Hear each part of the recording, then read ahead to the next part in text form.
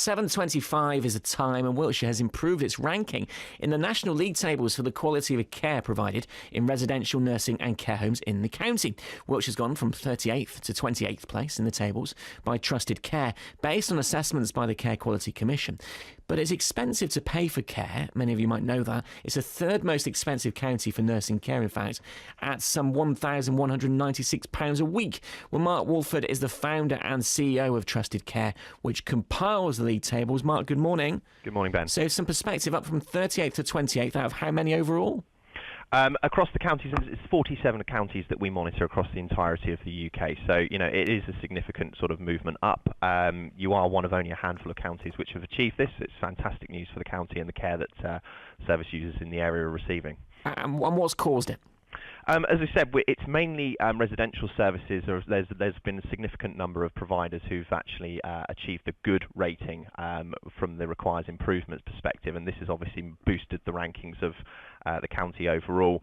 Home care companies have struggled. There have been some downgrades within that, but overall the quality of residential care, both nursing and just your standard sort of care home in effect, has been improving across the county, and that's fantastic news. And what is it the CQC looks specifically for? I mean, I know they've got a broad remit, but what are the trends right now? What do they need to see is guaranteed?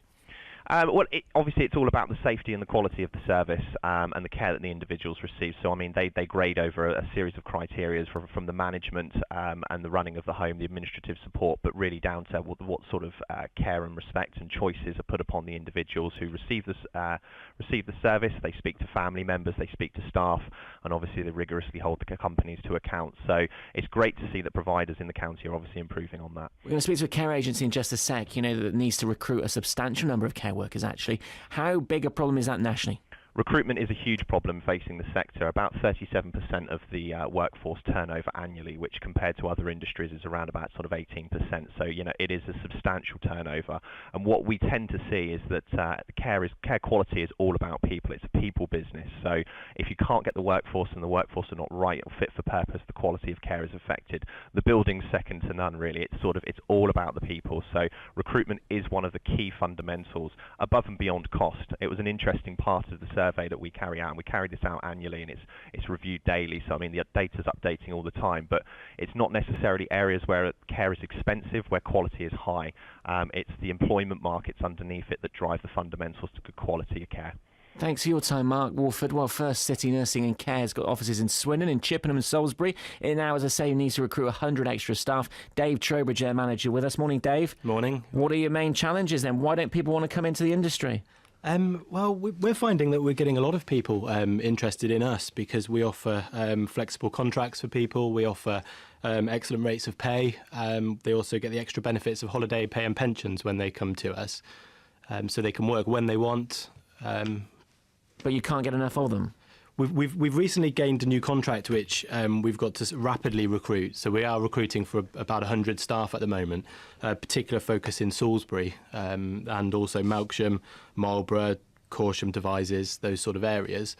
But you've got to be stringent, I suppose. You can't just put anybody in these jobs. And who are the people who would want to do it? Because quite often when you talk about care homes, in conversation it comes up with who would want to do that? Not much money.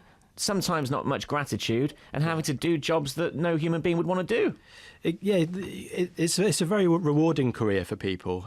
We like to develop our carers and offer them our care assistants, and we offer them excellent training. We offer a 4-day induction course for the minute they start, and then we offer diplomas in health and social care to develop them as a carer and support worker and make them better, so they can deliver better care to people. You mentioned flexible contracts. To some people that means 0 hours contracts. Is that how it's working in the care industry?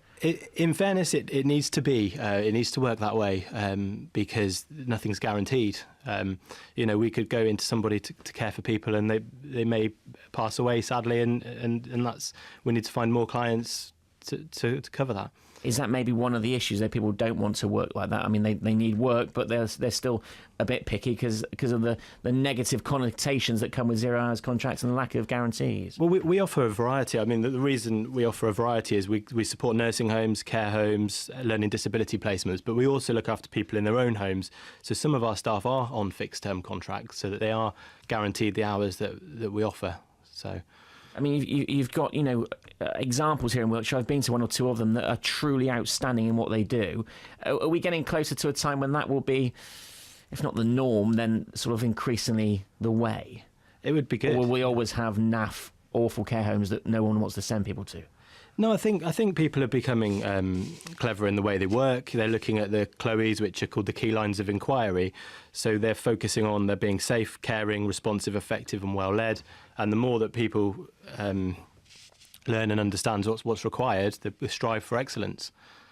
Just looking back at the budget, £2 billion guaranteed of the government's money for social care. Do you expect to see any of that dripping down to the coffers in Wiltshire? It's welcomed in the care industry, but I do feel personally that it would get swallowed up by the new people that are needing care, because the demand on services is growing rapidly. So this will sort of act as a sort of stepping stone to cover this year. You'd like a few extra billion by the sounds of it. I think it does need that. Which probably aren't there, are they? Thank you ever so much for coming in. There you go, a little look at the care home industry as it stands at the moment. But good news in that,